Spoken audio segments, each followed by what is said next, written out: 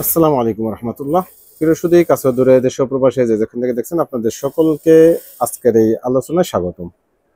আজকে মূলত গণভোট নিয়েই দু একটি কথা বলবো।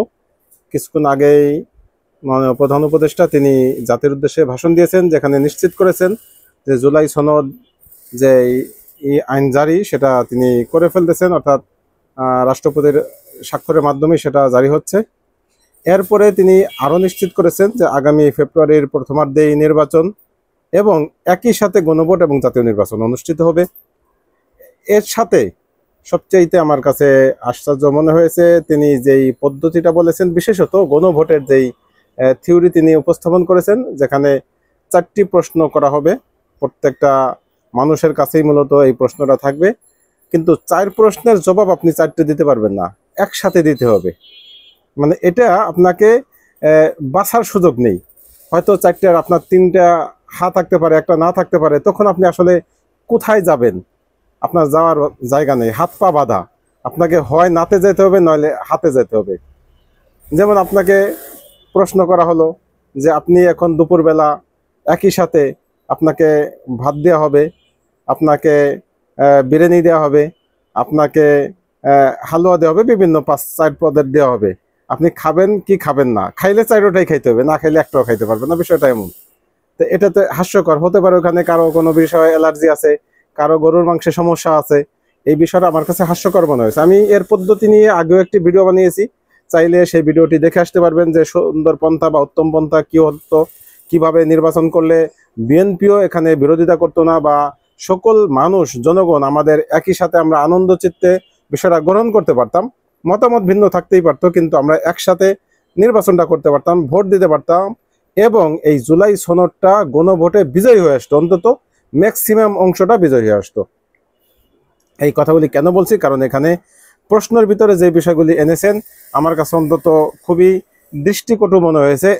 প্রথমত 4 প্রশ্নের প্রথম নাম্বার প্রশ্ন ক, নির্বাচনকালীন সময়ে তত্ত্বাবধায়ক সরকার, নির্বাচন কমিশন এবং অন্যান্য সাংবিধানিক প্রতিষ্ঠান জুলাই সনদে বর্ণিত প্রক্রিয়ার আলোকে গঠন করা হবে।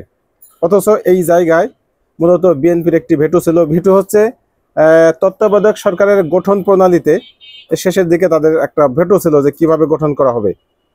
আর এই জায়গায় এসে কিন্তু তাদের সেই নোট অফ ডিসেন্ট থাকছে না। জনগণ বাধ্য যে এখানে ভোট দিবে কি দেবে না, দিলে 4টেই হ, না দিলে 4টার ক্ষেত্রেই না।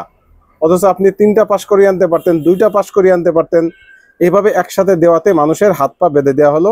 এটা একটা অযৌক্তিক বিষয় হয়েছে। দ্বিতীয়ত যে বিষয়টা খতে এনেছেন, আগামী সংসদ হবে 2 কক্ষ বিশিষ্ট। জাতীয় সংসদ নির্বাচনে দলগুলোর প্রাপ্ত ভোটের অনুপাতে 100 সদস্য বিশিষ্ট একটি উচ্চকক্ষ গঠিত হবে।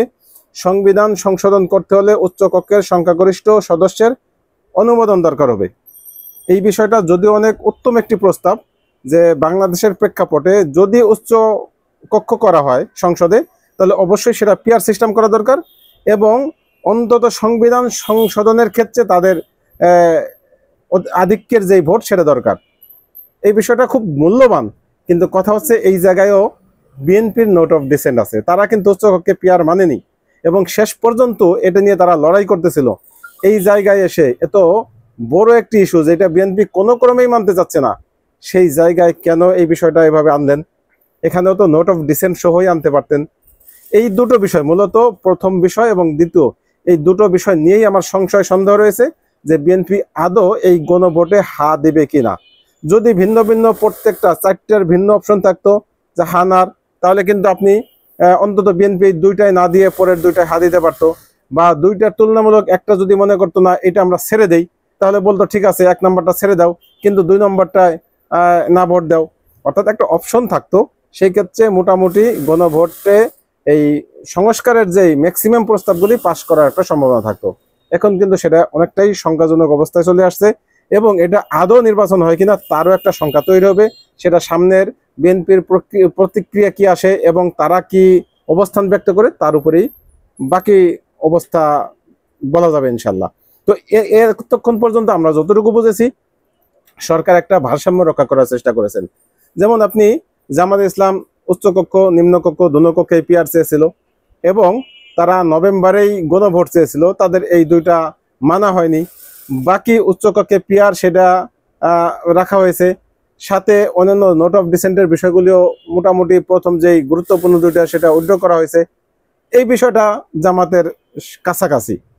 অন্যদিকে এনসিপি তারা বলেছিল জুলাই সনদ রাষ্ট্রপতির স্বাক্ষরে জারি হলে সে তার থেকে আমাদের মরে যাওয়া ভালো, অর্থাৎ এটার বিপক্ষে তাদের এইখানে স্যাক্রিফাইস করা লাগছে, অর্থাৎ সেই রাষ্ট্রপতির স্বাক্ষরের মাধ্যমেই অধ্যাদেশ জারি হচ্ছে। অন্যদিকে বিএনপিকে বলা যাবে দেখো তাদেরও তো কিছু কিছু স্যাক্রিফাইস করা লাগছে, তোমাদেরও এই দুটো বিষয়ে স্যাক্রিফাইস একটু করো। এভাবে হয়তো একটা প্রস্তাবনা আসতে পারে। কিন্তু সর্বশেষ কি হবে, বিএনপির এই প্রস্তাবনা দুটো এতটাই কঠোর, বিশেষত উচ্চকক্ষে পিয়ার নিয়ে তারা এতটাই কঠোর যে এটা কোনো ক্রমেই তারা মানবে না। যদিও এটা নিয়ে আমার বিস্তর কথা আছে যে বাংলাদেশের মতো গরিব রাষ্ট্রে যদি উচ্চকক্ষে পিয়ারই না হয় তাহলে উচ্চকক্ষেরই প্রয়োজন পড়ে না। কারণ মাত্র 56,000 বর্গ কিলোমিটার একটি দেশে 300 সংসদ সদস্য, আবার 100 করা হচ্ছে নারীদের জন্য 400 সংসদ সদস্য, এদেরকে পালাই তো কষ্ট সাধ্য, তারপরে উচ্চকক্ষে আরো 100, এটা তো মানে ওই বোঝার উপরে শাকেরাটি। এটা খুবই কঠিন সাধ্য একটা বিষয় বাংলাদেশের প্রেক্ষাপটে। এই জন্য আমার কাছে মনে হয় যদি উচ্চকক্ষে পিয়ারে বিএনপি সমস্যা থাকে টোটাল উচ্চকক্ষ বাতিল করতে পারতো, উচ্চকক্ষ না রাখতে পারতো। কিন্তু সমস্যা হচ্ছে ঐক্যমত কমিশনের যেই প্রধানের পরে দ্বিতীয় স্তরে যিনি ছিলেন আলী রিয়াজ স্যার বা অন্যান্য যে কমিশন থেকে যে প্রস্তাব এসেছিল উচ্চকক্ষের, তারা হয়তো অ্যাগ্রেসিভলি ছিল যে উচ্চকক্ষ আমরা করেই ছাড়বো, কিন্তু উচ্চকক্ষে আমাদের লাভ কি ক্ষতি কি সেই বিষয়টা হয়তো তারা বিস্তারিত মূল্যায়ন করেননি। আমাদের মতো একটি গরিব রাষ্ট্রে উচ্চকক্ষে এরকম 100 মানুষকে পালা চারটিখানি বিষয় নয়, কিন্তু এখানে এত খরচ এত কিছু মেনটেন করা আমাদের জন্য অনেকটাই কষ্টসাধ্য হয়ে পড়বে। সর্বশেষ যেই দুটি পয়েন্ট এনেছেন এই দুটি পয়েন্টে অবশ্য আমাদের তেমন কোনো সমস্যা কারোই থাকবে না। গ নাম্বার এনেছেন সংসদে নারী প্রতিনিধি বৃদ্ধি, বিরোধী দল থেকে ডেপুটি স্পিকার ও সংসদীয় কমিটির সভাপতি নির্বাচন, প্রধানমন্ত্রীর মেয়াদ সীমিতকরণ, রাষ্ট্রপতির ক্ষমতা বৃদ্ধি, মৌলিক অধিকার সম্প্রসারণ, বিচার বিভাগের স্বাধীনতা ও স্থানীয় সরকার সহ জুলাই সনদ জাতীয় সনদের যে 30টি প্রস্তাবে রাজনৈতিক দলগুলো ঐক্যমত হয়েছে সেগুলো বাস্তবায়নে আগামী নির্বাচনে বিজয়ী দলগুলো বাধ্য থাকবে। এগুলি সব দলই বাধ্য থাকবে, যেহেতু এই 30টি পয়েন্টে এসে সকল দল একমত হয়েছে, এটি নিয়ে কিন্তু কারো কোনো আপত্তি থাকবে না। 4 নম্বরে যে পয়েন্টটা এসেছে এটা তো কারো কোনো আপত্তি থাকবে না। 4 নম্বরে এসেছে ঘতে জুলাই সনদে বর্ণিত অন্যান্য সংস্কার রাজনৈতিক দলগুলোর প্রতিশ্রুতি অনুসারে বাস্তবায়ন করা হবে। অর্থাৎ বিএনপি ক্ষমতায় গেলে এই ঐক্যমত হয় নাই যেই বিষয়, কিছু বিষয় আছে বিএনপি বলছে কিন্তু অন্যান্য দল সেখানে নোট অফ ডিসেন্ট দিয়েছে, সেই বিষয়গুলি বিএনপি বাস্তবায়ন করবে, আবার অন্যান্য দলের ক্ষেত্রেও তাই হবে। এটা হচ্ছে তাদের পারস্পরিক বোঝাপড়ার ভিত্তিতে তারা করবে। তো এই চারটার দ্বিতীয় দুইটা এটা নিয়ে কারো কোনো আপত্তি থাকবে না, কিন্তু প্রথম দুটো নিয়ে আপত্তি থাকবে। যে কারণে আমি বলেছিলাম যে এই নোট অফ ডিসেন্টের যে কয়টা পয়েন্ট আছে যেগুলি কোনো ভোটে আনা দরকার সেগুলি ওই নোট অফ ডিসেন্ট সহ উল্লেখ করে, বা নোট অফ ডিসেন্ট না আনেন অন্তত আনতে পারতেন যে উচ্চকক্ষে পিয়ার হা বা না, এটা আপনি হা না ভোট দিতে পারতেন, না বিজয় হলে পিয়ার বাদ, পিয়ারই হবে না। আবার 2 নম্বরে যেটা ছিল, 1 নম্বরে যেটা ছিল আপনার ইয়ের বিষয়টা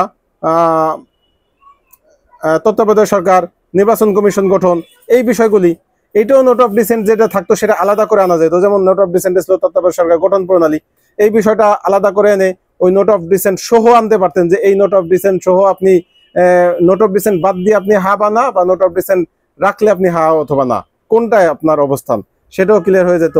এই বিষয়গুলি আনলে আমাদের কি হতো, আরো সুন্দর হতো, আরো অংশগ্রহণ হতো এবং সকল মানুষ এটাকে গ্রহণ করতো। আমার মনে হয় আজকে প্রধান উপদেষ্টার এই ভাষণটা সর্বজনীন হয়নি, সকলে হয়তো এটা গ্রহণ করবে না, এটা আমরা আরো কিছুক্ষণের ভিতরে হয়তো তা টের পাবো। ইতিমধ্যে আমরা দেখেছি বিএনপি প্রতিক্রিয়া জানিয়েছে, জামাতও প্রতিক্রিয়া জানিয়েছে, তাদের আশানুরূপ হয়নি, স্বাভাবিক। কিন্তু আসলে তারা কতটা রিয়েক্ট করে, কতটা এর বিরুদ্ধে অবস্থান করে, বা আগামী জাতীয় নির্বাচনে আদৌ তারা পার্টিসিপেট করে কিনা, বা এই বিষয়টা নিয়ে কোনো শঙ্কা তৈরি কিনা, সেটা আরো সামনে বলা যাবে ইনশাল্লাহ। এরপরে প্রধান উপদেষ্টা বলেছেন গণভোটের দিন এই 4টি বিষয়ের উপরে একটি মাত্র প্রশ্নে ভোটারেরা হা বা না ভোট দিয়ে মতামত জানাবেন। সংখ্যাগরিষ্ঠ ভোট হা সূচক হলে আগামী সংসদ নির্বাচনে নির্বাচিত প্রতিনিধিদের নিয়ে একটি সংবিধান সংস্কার পরিষদ গঠন করা হবে। এই প্রতিনিধি একই সঙ্গে জাতীয় সংসদের সদস্য হিসেবে দায়িত্ব পালন করবেন। পরিষদ অধিবেশনের শুরুর 180 কার্য দিবসের মধ্যে সংবিধান সংস্কার করবেন। এটি সম্পন্ন হওয়ার 30 কার্য দিবসের মধ্যে সংসদ নির্বাচনে প্রাপ্ত ভোটের সংখ্যানুপাতে উচ্চকক্ষ গঠন করা হবে। এর মেয়াদ হবে নিম্নকক্ষের শেষ কার্যদিবস পর্যন্ত। জুলাই সনদ বাস্তবায়নে অঙ্গীকারনামা অনুসারে সংবিধানে জুলাই জাতীয় সনদ অন্তর্ভুক্ত করার ব্যবস্থা গ্রহণ করা হবে বলেও ভাষণে উল্লেখ করেন প্রধান উপদেষ্টা। তিনি বলেন, ভবিষ্যতে সুশাসন নিশ্চিতের জন্য এসব সংস্কার বড় ভূমিকা রাখবে। ভাষণে প্রধান উপদেষ্টা উল্লেখ করেন, রাজনৈতিক দলগুলো কর্তৃক স্বাক্ষরিত সনদকে মূল দলিল হিসেবে ধরে নিয়ে অন্তর্বর্তী সরকার বৃহস্পতিবারে উপদেষ্টা পরিষদের সভায় জুলাই জাতীয় সনদ ও সংবিধান সংস্কার বাস্তবায়ন আদেশ 2025 অনুমোদন করেছে। প্রয়োজনীয় স্বাক্ষর শেষে এটি ইতিমধ্যে গেজেট আকারে প্রকাশের পর্যায়ে পৌঁছে গেছে। জুলাই সনদ বাস্তবায়নের লক্ষ্যে এই আদেশ কিছু গুরুত্বপূর্ণ বিধান গ্রহণ করা হয়েছে। এর মধ্যে আছে সংবিধান সংস্কার বিষয়ক গণভোট। তো এই যে এই বিষয়গুলি যতটুকু বললাম, যে এখানে সার্বজনীন করতে চাইলে অবশ্যই হা না ভোটের ক্ষেত্রে ভিন্নতা আনা দরকার ছিল, প্রত্যেকটা ভিন্ন ভিন্ন রাখা যেত। অন্তত যেই কয়েকটা পয়েন্ট, প্রথম দুটো পয়েন্ট নোট অফ ডিসেন্ট যেগুলিতে আছে, সেই নোট অফ ডিসেন্টের বিষয়টা আলাদা রাখতে পারতো। 2 নম্বরে তো শুধু উচ্চকক্ষে পিয়ার, এটা একসাথে রাখতে পারতো, যে নোট অফ ডিসেন্ট দিয়ে যে এইটার জন্য আলাদা হানা ভোট। আর প্রথম 1 নম্বরে যে কয়েকটা বিষয় আনছেন তার ভিতরে শুধুমাত্র তত্ত্বাবধায়ক সরকার নিয়ে, মূলত তার গঠন প্রণালী নিয়ে বা গঠন প্রক্রিয়া নিয়ে মূলত বিএনপি নোট অফ ডিসেন্ট ছিল। এই জন্য তত্ত্বাবধায়ক সরকার আলাদা রেখে বাকিগুলিকে আলাদা রাখতে পারতো।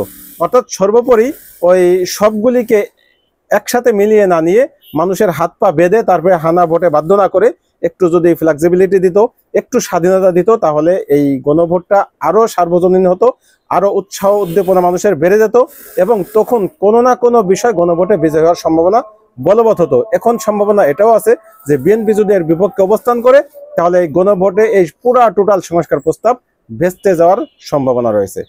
আজকের মতো এই পর্যন্তই। ভালো থাকবেন। আল্লাহ হাফেজ। আসসালামু আলাইকুম রহমতুল্লাহ।